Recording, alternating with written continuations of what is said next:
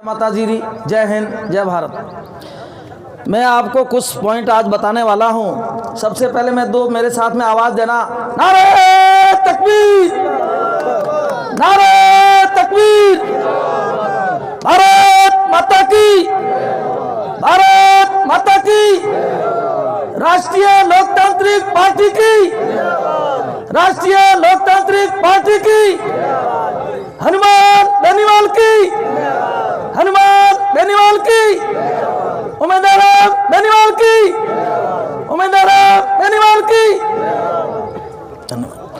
आज हम सब इस नौतला की सरजमीन के ऊपर इकट्ठे हुए हैं। सबसे पहले मैं ये बताना चाहता हूँ, जो हमारे यहाँ के नौतला और पाटोदी ब्लॉक के जितने भी कार्यकर्ताओं ने मिलकर के ये छोटा सा आयोजन रखा है, ये छोटा सा आयोजन नहीं, ये बहुत बड़ा आयोजन है। मैं इनको पहले धन्यवाद करता हूँ, बहुत हार्दिक अभिनंदन करता हूँ और स्वागत करता हूँ। आज हमारे बीच में हमारे लोक लाडले उम्मीदवार राम जी बेनीवाल साहब पधारे हुए हैं और हमारे कार्यकर्ता, मजबूत कार्यकर्ता, पहले जिला परिषद के सदस्य रहे हुए जलाराम जी, ओम जी काकड़ और हमारे आपके नए ब्लॉक अध्यक्ष समय खान जी और तमाम मंचासी नेतागण और हमारे सामने बैठे हुए पिता तुल्य बुजुर्गों, भाइयों, बहनों और मेरे शिक्षक गणों और छोटे छोटे छात्राओं और छात्राएं और तमाम मीडिया के लोगों, सभी को मैं आज की इस सभा के लिए धन्यवाद प्रस्तुत करता हूं। मैं आपको एक ही बात बताना चाहता हूं, मेरे पॉइंटों पे आप गौर करना। मैं एक फौजी 28 साल नौकरी करके सेना से सेवानिवृत्त हुआ हूं। मुझे हिंदुस्तान ही नहीं, पूरे दुनिया के अंदर 5 देशों के अंदर मैं गया हुआ हूं और हिंदुस्तान के 25 राज्य और 7 केंद्र शासित प्रदेशों के अंदर तमाम जगहों पे घुमा हूं और नेता बहुत मिलते हैं, परंतु उम्मीदवार राम जैसे सरल स्वभाव का आदमी मैंने आज तक नहीं देखा हूं। और मेरे साथ में पढ़े हैं, बचपन से लेकर के हमने स्वाऊ पदम सिंह के अंदर 2 साल तक 9th और 10th क्लास साथ में किया है। और एक ऐसे बिजनेसमैन हैं, इन्होंने पहले पुलिस की नौकरी करते थे, पुलिस की नौकरी को ठोकर मार करके अपना बिजनेस स्टार्ट किया और इन्हों का कम से कम 10 से 12 देशों के अंदर बिजनेस चलता था। उस बिजनेस को छोड़ करके आपके दर्द जान करके आपकी जनता के बीच में आए हैं कि जो यहाँ की सुविधाएं हैं, इसको असुविधाओं को सुविधाओं में तब्दील करने के लिए हमारे लोक लाडले उम्मीदवार खड़े हुए हैं। तो मेरी तमाम 36 कौम से एक गुजारिश है और खास करके जितने भी जो मेरे मुस्लिम भाई है, इन सब से गुजारिश है कि इस बार उम्मीदवार राम जी के पंजे पर के वोट दे करके राष्ट्रीय लोकतांत्रिक पार्टी के विधायक बाइतू से जिता करके जयपुर के अंदर भेजना है। ये आज यहाँ से हमने एक प्रण लेना है। दूसरा, ये पिछली बार बोलते थे कि ये जाटों की पार्टी है। मैं बोलता हूं कि जाटों की पार्टी नहीं है, 36 कौम की पार्टी है। पिछली बार तो इन्होंने 1.5 महीना ही हुआ था पार्टी को खड़ा किए हुए, जाटों के सिवा इनको कोई जानता नहीं था। अब हारने के बाद भी 4.5 साल ये आपके बीच के अंदर जीते हुए नेता पंजाब के अंदर प्रभारी बन के पैसे गिन रहे थे और राजस्थान के अंदर जो सबसे बड़ी होटलें हैं उनके अंदर मौज मना रहे थे। आपके बीच में नहीं आ रहे हैं। 4.5 साल भी नहीं, अभी 3 महीना बच गया है। विकास ढूंढ रहा है। विकास धरती के अंदर नहीं है, विकास आपके दिलों के अंदर होना चाहिए, तब जाकर के इंसान का विकास होगा। और जो हमारे बंदे बैठे हैं, उसकी लास्ट पंक्ति के बंदे को उठा करके पूछेगा कि तेरा बंदा काम क्या है, तब जाकर के पता चलेगा ये हमारा नेता है। और घर बैठे बैठे काम करने से नेतागण नहीं बनता है। दूसरी बात ये बताना चाहता हूँ, जितने भी आवाम यहाँ पर पधारे हैं और जो नहीं आए हैं, वो अपने दिल के अंदर डर, संकोच, भय ये निकाल देना, तुम्हारा कोई बाल बांका नहीं कर पाएगा। तुम जिस पार्टी की, जब आप 1885 के अंदर कांग्रेस की सरकार जो बनाई थी हयूम के द्वारा, उसके बाद में फिर पार्टी दूसरी क्यों बनी भाई, उसी को चलाते। जब जब दुनिया के अंदर अत्याचार होता है तो उसमें से आदमी निकल करके नई पार्टी को तैयार करते हैं। और 1977 के अंदर हमारे अटल बिहारी वाजपेयी ने बीजेपी सरकार बनाई और अब राजस्थान के अंदर मिलाजुली का खेल चल रहा है। 5 साल कांग्रेस, 5 साल बीजेपी, नोटों की झोली भरते रहो, जनता का काम मत करो। इसलिए हमने ये परिवर्तन करना बहुत जरूरी है। राजस्थान के अंदर मैं आपसे वादा करता हूं, ये आप एक साथ रहोगे तो 60 से 70 सीटें हमारी पार्टी पार करेगी और राजस्थान का मुख्यमंत्री हनुमान बेनीवाल होगा। अगला पॉइंट यह है, अब आपको बजरी किसको जरूरत नहीं है। एक एक मुद्दा जो जीता हुआ वो मेंबर क्यों नहीं उठाता। बजरी का मुद्दा हनुमान जी उठाए, सिक्किम का मुद्दा हनुमान जी उठाए, जो हमारे सैनिकों के लिए 4 साल कर दिया उसमें क्या सीखता है, अग्निवीरों का मुद्दा हनुमान जी उठाए। जो हमारे शेरगढ़ के अंदर बहुत बड़ा कांड हो गया था, 34 आदमी जल गए थे, कोई वहां बोल नहीं पाया। संसद के अंदर जो 545 सदस्य बैठते हैं उसके अंदर सबसे पहले हनुमान जी बेनीवाल ने बोला कि हमारा घर जल गया है, तुम यहाँ बैठे बैठे मौज मस्ती ले रहे हो। तब जाकर के उन बंदों को 40-40 लाख रुपए का मुआवजा मिला, नहीं तो उसके बाद तो सब तैयार हो जाते हैं। राह एक दिखाता है, उसके पीछे चलने को हजारों तैयार हो जाते हैं। जब तक राह नहीं दिखती है तो कोई तैयार नहीं होता है। तो मैं पूरी पाटौदी आवाम से, बायतू विधानसभा के तमाम मुस्लिम समाज के कार्यकर्ताओं से, नेताओं से, बुजुर्गों से, बहनों से और तमाम प्रकार के बाकी कौम के सभी नेतागणों से ये गुजारिश करने आया हूं कि आप पाटौदी के अंदर पिछली बार थोड़े से वोटों से पीछे रह गए थे, 5,500 वोट मिलते तो हमारे उम्मीदवार राम जी आपके बीच में एक विधानसभा के मेंबर बन के रहते। परंतु चलो ठीक है, 44,000 वोट आए, आपने कोई कम नहीं दिया क्योंकि हमारी पहचान ही इतनी थी। इस बार आप सबके बीच में पहचान है, तो आज उम्मीदवार राम जी बेनीवाल और हनुमान बेनीवाल एक नहीं है, 7 करोड़ हनुमान बेनीवाल राजस्थान के अंदर है, आपके दिलों के अंदर बसता है। दूसरा, जो भी पाटौदी क्षेत्र का मुस्लिम भाई हो, चाहे 36 कौम का हो, आपका काम आधी रात को पड़ जाए, साहब नहीं मिलता, आप मेरे साथ में चलना, मैं इनका हाथ पकड़ करके आपका काम करवाऊंगा। ये नौतला की धरती से वादा करता हूं मैं। दूसरा, हमारे हर गांव के अंदर एक मदरसा जिसके अंदर हमारा एक इमाम रहता है, करोड़ों रुपये मोबाइल बांट करके खर्च कर रहे हो। हमारे इमाम की तनख्वाह के लिए जयपुर के अंदर सबसे पहले पॉइंट उठाया हनुमान जी बेनीवाल ने कि यदि राजस्थान के अंदर हमारी सरकार बनी तो जितने मदरसे रजिस्ट्रेशन है, जो मस्जिद है, उसके अंदर इमाम की तनख्वाह 15 से 20 हजार होगी। ये हमारी पार्टी ने जयपुर के अंदर मुद्दा उठाया। तो आप लोग सब साथ रहेंगे, हमारी सरकार यदि बनेगी तब आपका पक्का ये मुद्दा, ये पॉइंट है, वो उठाएंगे। दूसरा, 9-10 जिलों के अंदर हमारे सिंधी मुसलमान की कौम बहुत बड़े लड़ाके सिंधी मुसलमान है। 1% जिसका था उसका तो बोर्ड बन गया, सिंधी मुसलमानों का बोर्ड नहीं बना। आज से 20 साल पहले हमारे सिंधी मुसलमानों का बोर्ड बनता तो आज हमारे बच्चे भी IAS और IPS बन करके उन छात्रावासों से बाहर निकलते।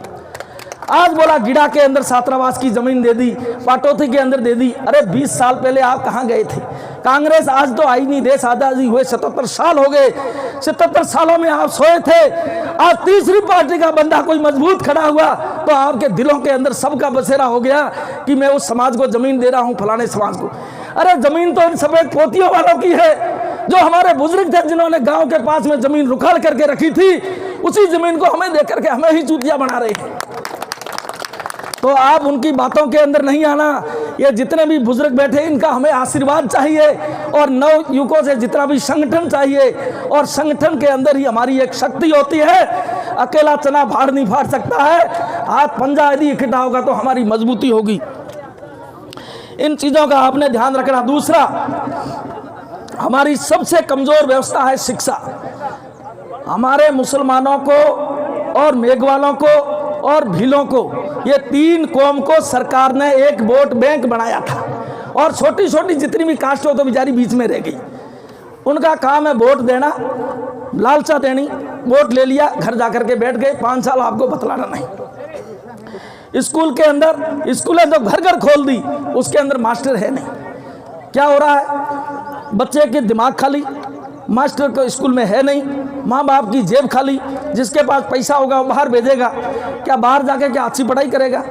हमारे गवर्नमेंट स्कूल अंदर है, उसके अंदर टीचर अच्छे होंगे तो हमारी शिक्षा भी अच्छी होगी। ये चीज़ का आपने बहुत बहुत ध्यान रखना है।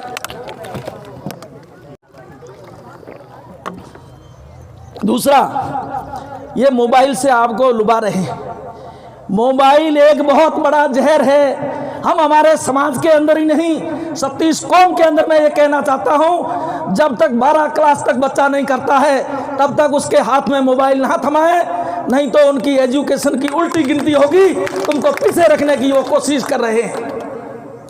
कल मोबाइल दिया है, आज वो एक बैटरी फट गई है, ब्लास्ट हो गई है, तो ये मारने का काम कर रहे हैं या मोबाइल बांटने का काम कर रहे हैं? तो आप मोबाइल के पीछे नहीं जाना। 1 करोड़ लोगों को मोबाइल बांटेगा तो पैसा कितना हो गया? 40 करोड़, 40 अरब करोड़, 40 अरब करोड़ रुपये को राजस्थान के अंदर विकास लगाएगा तो विकास की एक बहुत बड़ी गंगा बह जाएगी। उस मोबाइल से क्या करना? घर से बच्चे आएंगे, वो पढ़ेंगे नहीं, गाना सुनेंगे, घर का काम भी नहीं होगा, स्कूल का काम भी नहीं होगा। तो हम लोगों को पीछे धकेलने का काम कर रहा है मोबाइल। दूसरा, अभी स्कूल के लिए बताया था, नौतला के अंदर एक हॉस्पिटल है, उसके अंदर आज तक एम्बुलेंस नहीं दी। करोड़ों रुपया का कोटा है, क्या यहाँ स्टाफ एक एम्बुलेंस नहीं दे सकता है? रोजाना हादसा होता है इधर, हर रोज इतने बड़े गांव में 15-20 गांव पास में लग रहे हैं, डिलीवरी के केसेस डेली आते हैं और कोई केसेस आते हैं, उसको फॉरवर्ड करने के लिए एक एम्बुलेंस नहीं है। तो आप देख लो कि विकास आपका कहाँ है। अब जुटे हैं, खंबा लगाया फावड़ा। अरे एमएलए को फावड़ा पकड़ने की जरूरत है? एमएलए को फावड़ा पकड़ने की जरूरत नहीं है, फावड़ा पकड़ने वाले तो हम लोग हैं। तुम्हारा काम है जनता की भलाई करने का काम है। अगला है एसबीआई बैंक का पहले काम, आज से 20 साल पहले कोई बैंकों का काम नहीं था। आज हमारे बेचारे बुजुर्ग जाते हैं, सब पढ़े लिखे तो है नहीं। पाटौदी के अंदर एसबीआई बैंक है, गिड़ा के अंदर एसबीआई बैंक है। आप जाके अंदर देखोगे तो आपका रोना आ जाएगा। ना तो उसके अंदर स्टाफ है, ना सुचारू रूप से वहाँ पर काम होता है, और ई मित्रों को बाहर खोल दिया, ई मित्रों का अलग काम हो रहा है, और कोई ढंग से काम नहीं। 15 फीट के अंदर बैंक बना दी, 5000 आदमी उसके अंदर कैसे घुसेगा आप ही बताओ। तो ये सुविधाएं करना उनका काम नहीं है। आप लोगों को बरगलाना, बरसात के अंदर जैसे मेढक बाहर आते हैं वैसे वोटों की तरफ नेता बाहर आकर के आपको बरगलाएंगे। मेरे भाइयों, बरगलाने के अंदर नहीं आना। बहुत नेता आएंगे, आपको बोलेंगे ये तो पार्टी 2 ही है। क्यों भाई 2 क्यों है? क्या कांग्रेस और बीजेपी ने ठेका ले रखा है? ये हमारे आदमी कर नहीं सकते? आपके पास हुनर नहीं है? हमारा मुसलमान भाई जितना है, कोई आईएएस और आईपीएस नहीं है, परंतु अल्लाह ताला ने इनको एक हुनर दिया है। चाहे वो मिस्त्री का काम करे, चाहे मोटरसाइकिल का काम करे, चाहे गैरेज का काम करे, चाहे कबाड़ी का काम करे, वो काम करके अपनी आजीविका चला रहे हैं। पर हमारे नेताओं ने आज तक नहीं देखा कि इनकी शिक्षा में सर्वोपरि होना चाहिए। यदि शिक्षा सर्वोपरि हो गई तो उन नेताओं को कल तुम लात मार दोगे। तो आपने ये छोटी छोटी जो समस्या धरातल के ऊपर है, उन समस्याओं का गौर करना है और बुजुर्गों से हाथ जोड़ना है कि इस बार वोट देना है तो ओनली फॉर आरएलपी को ही देना है। राष्ट्रीय लोकतांत्रिक पार्टी को जिता के जयपुर में भेजना है, और जो भ्रष्ट सरकारों को हमने उखाड़ के फेंकना है। ये काम करना है किसने? आपने। यदि आपके पास वोट नहीं होता तो हमारे जैसे आपके पास भटकते हुए वोट नहीं मांगते। आपके अंदर वो ताकत है जो हिंदुस्तान की कुर्सी और राजस्थान की कुर्सी आपके हाथों और कर कमलों के अंदर है। यदि आपकी ताकत होगी तब जाकर के हम भी आपके आगे खड़े रहेंगे एक दीवार मजबूत की तरह। आपकी ताकत नहीं होगी तो हम दीवार की तरह खड़े नहीं हो सकते। अगला है 75 सालों से हमारे वोट बैंक जो बनती आ रही है, शिक्षा का क्षेत्र नहीं बढ़ा कभी भी। शिक्षा की कोई संगोष्ठी नहीं हुई, शिक्षा का बड़ा कोई उद्बोधन नहीं हुआ, शिक्षा के लिए उन्होंने कोई काम नहीं किया, शिक्षा को धरातल पे नहीं उतारा। परंतु दूसरे काम में ये दे दूंगा, मैं वो कर दूंगा, मैं ये कर दूंगा, मोबाइल दे दूंगा, मोबाइल से बड़े नहीं भागते। शिक्षा हमारे पास में है, उसका कोई बंटवारा नहीं कर पाया है। जमीन जायदाद का बंटवारा हो जाएगा, शिक्षा जिसके पास होगी वो सबसे बड़ा आदमी वही होगा। विकास 4.5 साल तो जाकर के गूदड़ों में सो गए थे, अब वो सामने आए हैं। क्या 3 महीने के अंदर क्या करेंगे? ये तुम्हारा ठोटला है, थोथी घोषणाएं करके चले जाएंगे, तुम्हें 1 रुपया भी नहीं मिलेगा। अगली बार सरकार चेंज हो जाएगी, बोलेगा अब मैं कहा दूं, मेरी तो सरकार ही चेंज हो गई। तो तुम 4 साल तो सो रहे थे, अब आकर के बरगला रहे हो कि हम दे देंगे, पहाड़ दे देंगे, फलाना दे देंगे, लंका को इधर बुला के तुम्हारे नाम के रसीद कर देंगे। क्या वो कर सकते हैं? वो कुछ नहीं कर सकते हैं। यदि आपका भला चाहते हो तो आपने उम्मीदवार राम बेनीवाल को बाईतू से जिता के भेजना है। ये एक बिजनेसमैन है, इनके पास इतना फंड आएगा, 50 बिजनेसमैन को भी बुला देंगे अपने पास, उनके फंड से भी तुम्हारे क्षेत्र का वो बिल्कुल बढ़िया काम कर सकते हैं। ये आदमी जब से वोट हुआ तब से लेकर के डेली फॉर्च्यूनर गाड़ी घूमती है। एक बंदा अपनी फॉर्च्यूनर गाड़ी लेकर के 24 घंटे चलाना और शाम को मुझे बताना कि खर्चा कितना हुआ। 1 साल का इनका पर्सनल खर्चा 1 से 1.5 करोड़ है। उसके बावजूद ये स्कूलों के अंदर, अभी हमारे बायतू के और तमाम स्कूलें हैं, 65 स्कूलों के अंदर स्मार्ट कैमरा जो बोर्ड दिया है उसमें बच्चों को पढ़ाने के लिए, परंतु मास्टर ऐसे हैं कई वो बोर्ड लगाना नहीं चाहते हैं कि हनुमान जी बेनीवाल और उमेदर राम का नाम हो जाएगा। अरे कोई अच्छी चीज दी, उसको इस्तेमाल करो। वो स्टोर में रखने के लिए नहीं दिया है, इन बच्चों के लिए सुविधा के लिए दिया है। तो ये काम करने के लिए हमेशा पीछे दिखते हैं। तो आपने, मैं एक यहाँ यही बताना चाहता हूँ कि तमाम प्रकार की जितनी भी समस्याएं आए, आप समस्या के लिए आए, और इन्होंने उसके बावजूद भी इनके अंदर पूनिया तला के अंदर स्कूल है, उसको 1 करोड़ रुपया फंड दिया है 5 सालों में अपनी जेब से इन्होंने कमा के दिया है। इनके पास में कोई फंड नहीं आता है, ये कोई नेता नहीं है, ये कोई जिला परिषद के सदस्य नहीं है। उसके बाद में हमारी कौम के लिए हम लेकर के गए थे सिर्फ बापू से मिलाने के लिए, पर इन्हों के अंदर दिल के अंदर बस गया कि हमारी ये पाटौदी की सरजमीन के ऊपर जामिया मेमूना मदरसा के लिए 10 लाख रुपये की घोषणा किया, नहीं रोकड़ कैश रुपये दिए 10 लाख। हम लोग घोषणा करने वालों में से नहीं, जो काम धरातल पे उतारेंगे और धरातल पे करेंगे। ये आप यहाँ से फंड लेके जाना और सभी अपने दिलों पे हाथ रखना और कसम खा के जाना कि हम इस बार वोट ओनली फॉर आरएलपी के सिवा किसी को देंगे नहीं, और जो आता है उनको गो बैक कर देना। जब हमारा देश आज़ाद हुआ था उससे पहले बाहर की सरकारें आके सरकार चला रही थी, हम लोग उनके पीछे फावड़ा चलाते थे, मजदूरी करते थे। यदि हमारे बुजुर्ग उनके साथ में लाठी नहीं उठाते, इंग्लिश गो बैक नहीं करते, तो वो अंग्रेज हारते नहीं। अंग्रेज हार करके गए और हमारा देश को आज़ादी मिली। तो आज़ाद देश के अंदर अब आज़ाद है और अपने काम को हमेशा सर्वश्रेष्ठ रखते हैं। उसके लिए मेरा तो एक ही कहना है, इस बार आरएलपी को वोट देना है और हनुमान बेनीवाल को राजस्थान का मुख्यमंत्री बनाना है। जय हिंद, जय भारत, धन्यवाद।